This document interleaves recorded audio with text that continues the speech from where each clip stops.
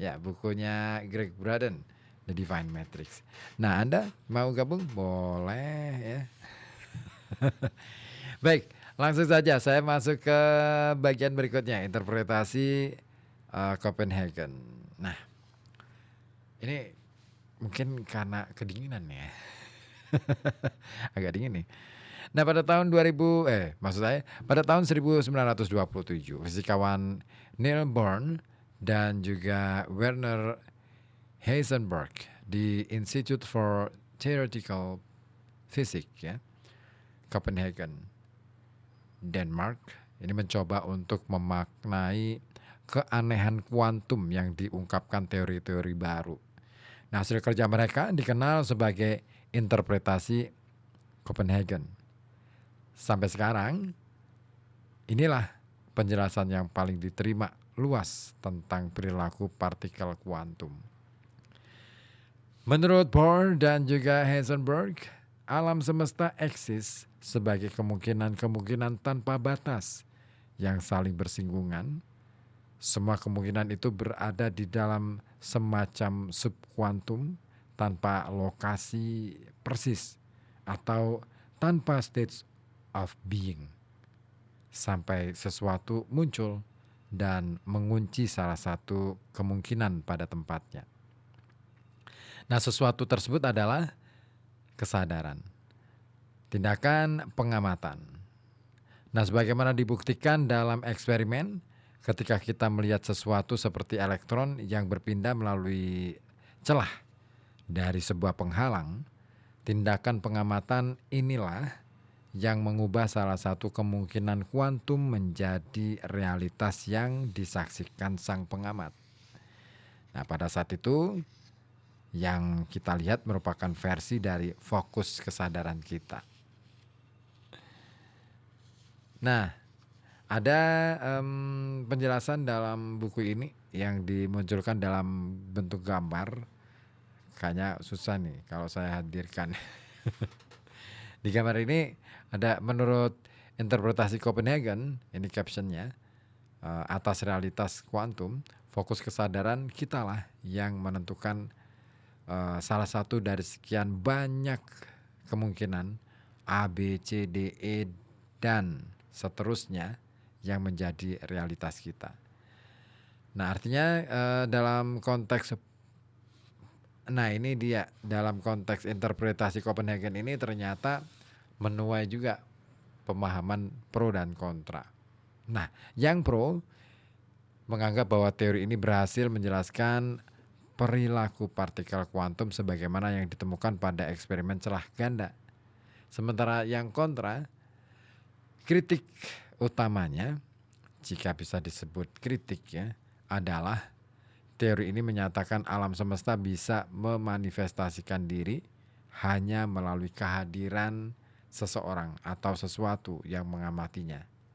Selain itu, interpretasi Copenhagen tidak menyertakan faktor gravitasi ya sebagai bahan pertimbangan.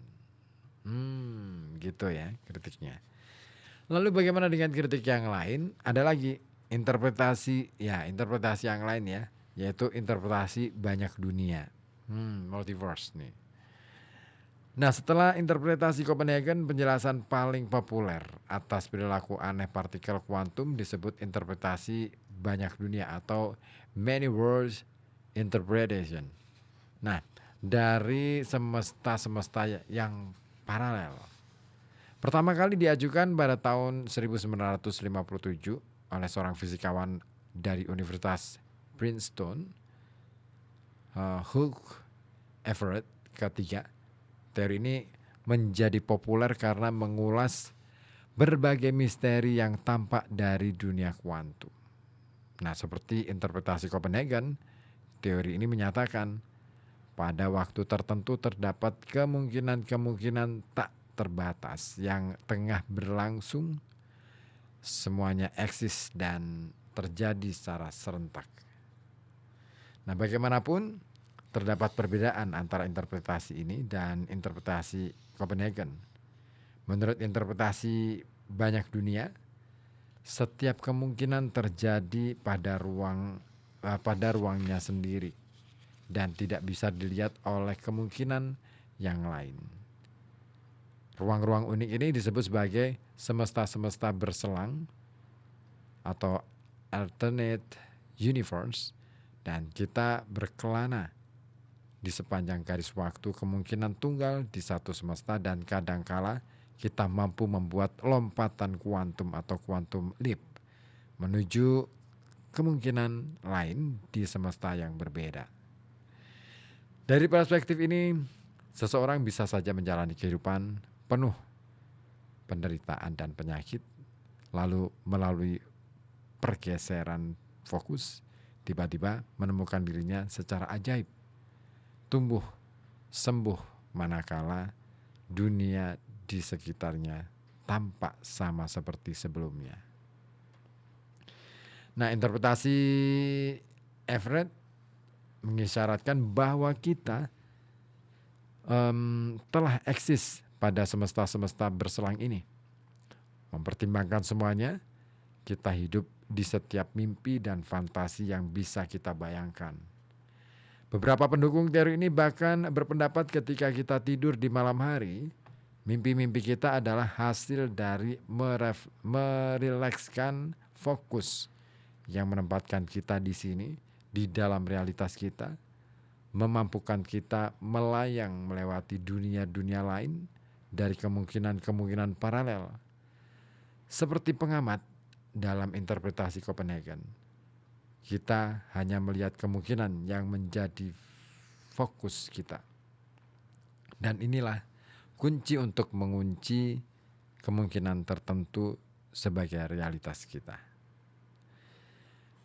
Meski begitu, interpretasi ini juga menuai dua sikap yang berbeda, pro dan kontra. Yang pro mengatakan bahwa teori ini menjelaskan mengapa kita tidak melihat banyaknya kemungkinan yang diajukan interpretasi Copenhagen. Yang kontra menyatakan seperti gagasan-gagasan lain yang didasarkan pada teori kuantum, teori ini tidak bisa menjelaskan kekuatan gravitasi, meskipun mungkin telah menguraikan sebagian dari yang kita ketahui di dunia kuantum. Tetapi itu tidaklah sempurna sehingga ia bisa mempertimbangkan seluruh kekuatan dunia.